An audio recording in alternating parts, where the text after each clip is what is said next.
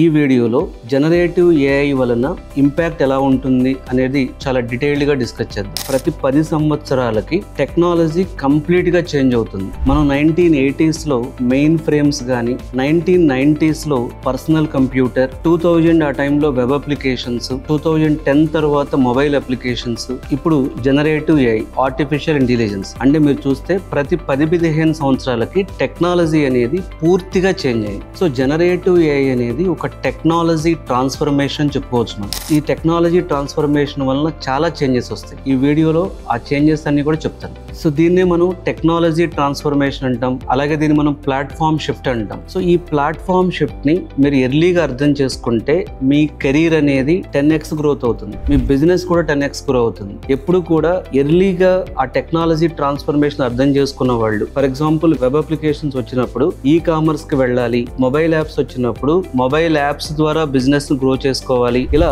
ఇప్పుడు ఏఐ వచ్చినప్పుడు ఏఐ ద్వారా బిజినెస్ ని ఎలా గ్రో చేసుకోవాలి అనే ఐడియా మనకు వస్తే దాని వలన మన కెరీర్ కానీ మన బిజినెస్ కానీ 10x గ్రో అవుతుంది.